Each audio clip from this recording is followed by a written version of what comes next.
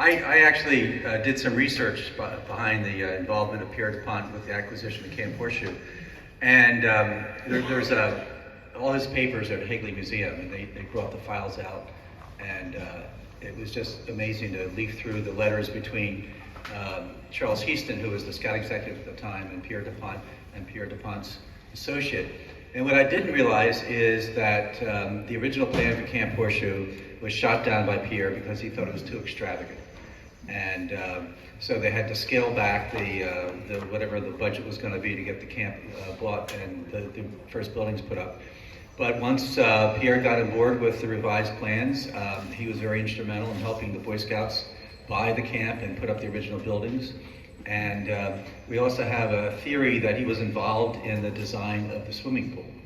Now this one I couldn't verify from the papers, but Ernie was at the Longwood Gardens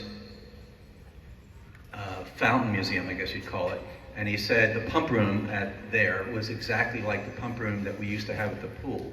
The motors and the filters and everything. So we believe that Pierre DuPont had a role in the design and construction of the swimming pool. And keep in mind, it was built in 1930 during the Depression, and at the time it was the largest Ernie. 4 other things that come to mind. Okay. In 46, when I came here as a 12-year-old, and the first thing we did after learning our song at Carson, all that, and then we go to the pool of the town. Here, Ernie.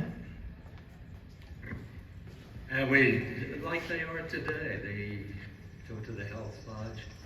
In those days, the health lodge was down in the White House, and the check-in counter was on the left-hand side of the inside down there. Now, back to the subject. The pool, it always was in the back of the mind, particularly when I was there as the director of the aquatics program. But when I arrived here and we went down, there were 4 fountains at the shallow end. Now, if you've ever been to Longwood, he doesn't like fountains. No, he loves them. And so that was part of the, I'm sure, a part of the whole thing. But once I saw and went on that little tour back where they had the big fountains underneath there, as soon as I walked in, I said, that's a horseshoe motor. And how do I know? Because about every other week, we burn one out, bring in the new one, skid down the steps, but it was a little tough lifting those. They were giant size for young scouts. But anyway, with a rope on the back and a rope on the front, and go step by step until you get it up there. And then put it in Coley's Jeep, and he would take it off to somebody who knew how to rewind the armature or whatever, and get it back so it can be the backup.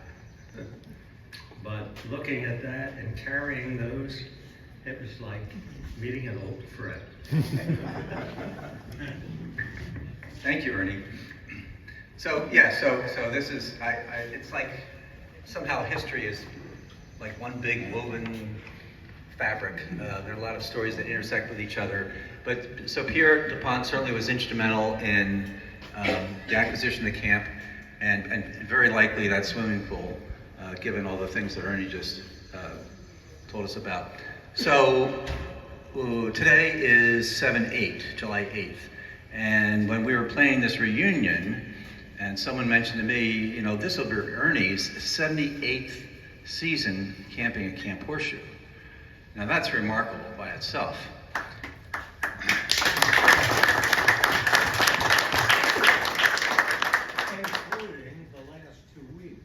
Including the last 2 weeks. And then someone said, and you know, he's from Willistown 78. So there's 2 7/8s together. And then someone also pointed out that the reunion, which had already been planned for today, was on 7/8. So This seems like if you guys are buying lottery tickets today, you want to play 7, 8. Did they just take 2 numbers? Ernie, we would like to salute you today for your dedication to Camp Horseshoe over the years. And I've stood up here before and sung your praises, and you're probably sick of hearing me say that. So today, I am going to read from an email from Phil Swab. You remember Phil?